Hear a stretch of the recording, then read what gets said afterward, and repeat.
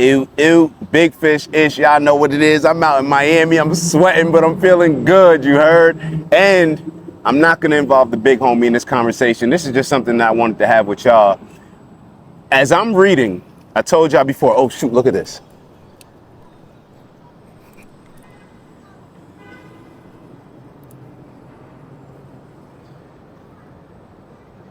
That's a big one. All right, back to... Oh, man. All right. So now I'm going to be distracted.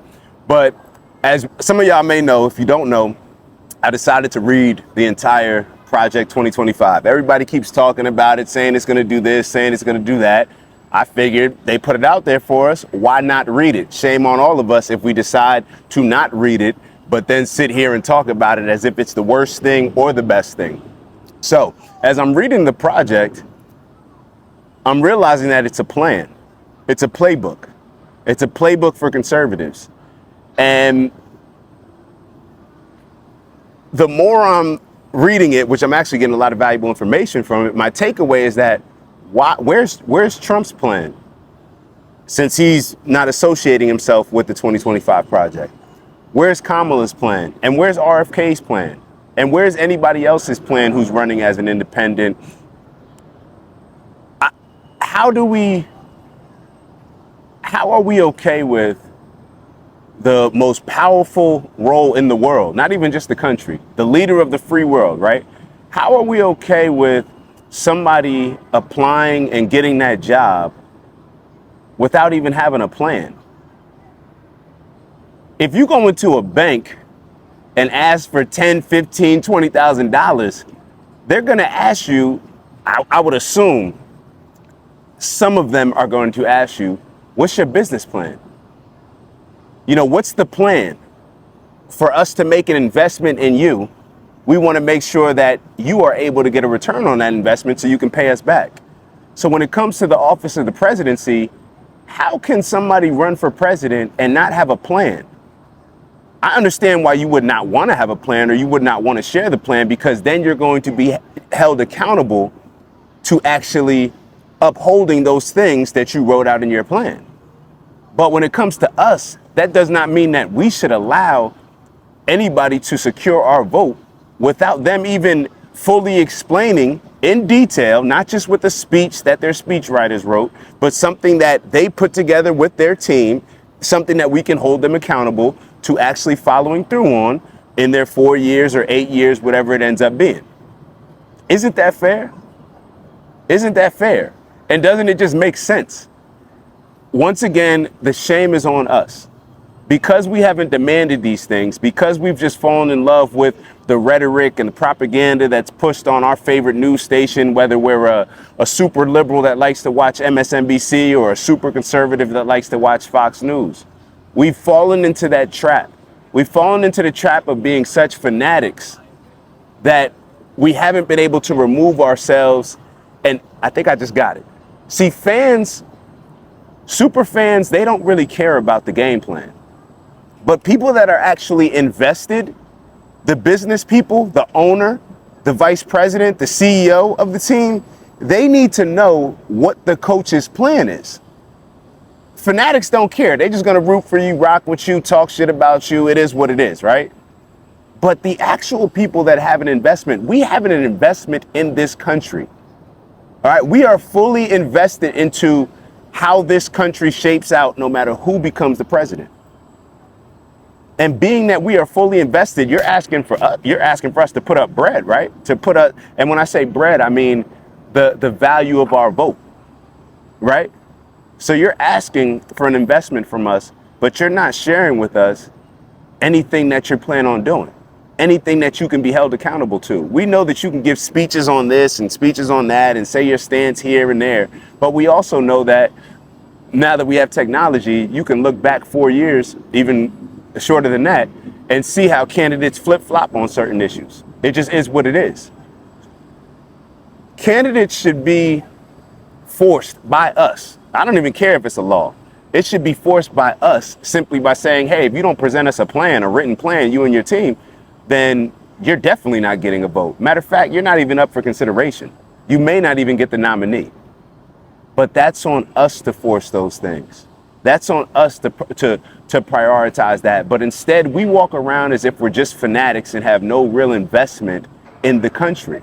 We are the country, but we move around as if we're just observing from afar, when in all actuality, a democracy of we the people is supposed to be we the people making the decisions, first and foremost, with who we vote, who we bring into leadership, and then those people being able to enact laws and to put certain policies through that we are calling to get pushed through, not for their own personal gains and personal interest.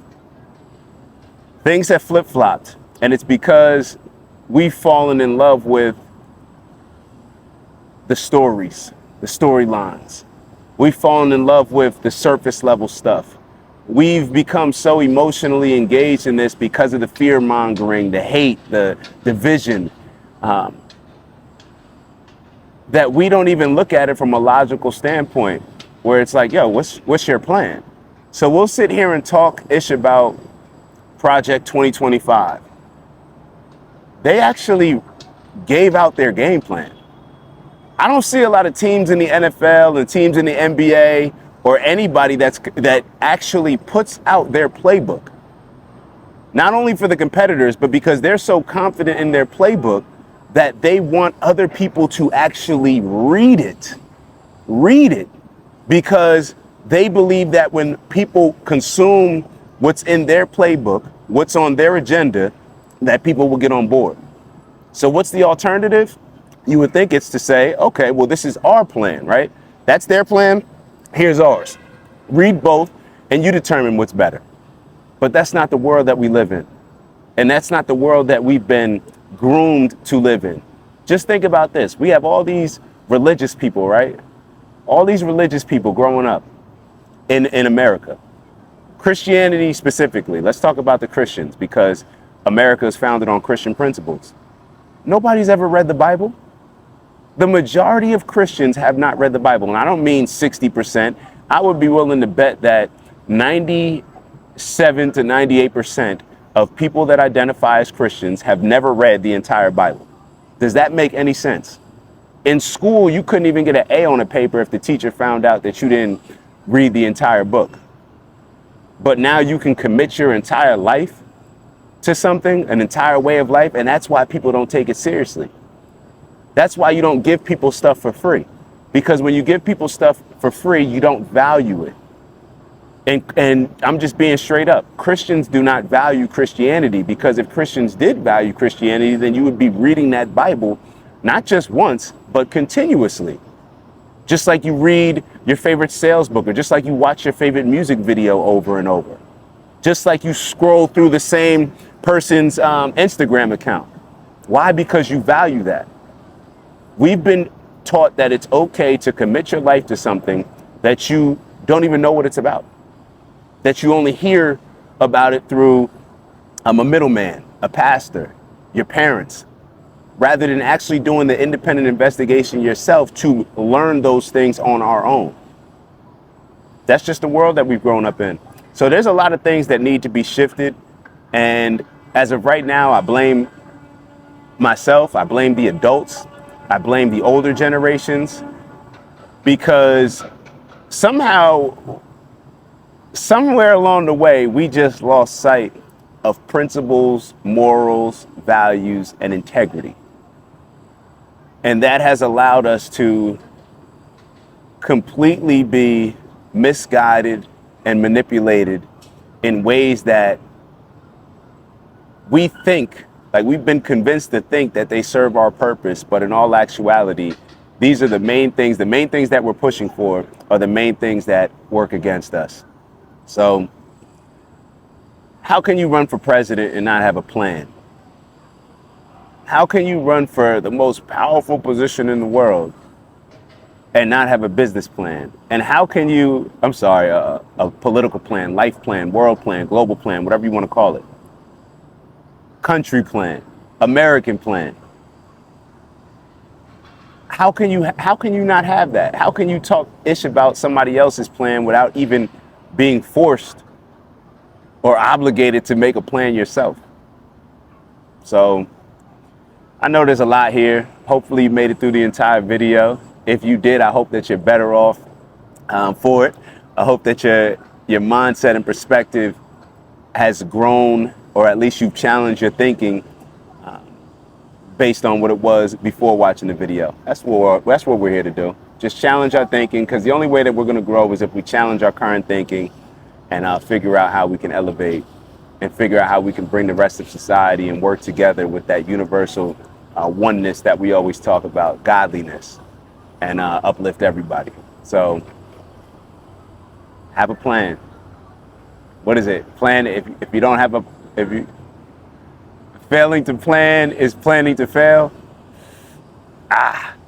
Where's the plan at, baby? I'll see y'all soon. Ew.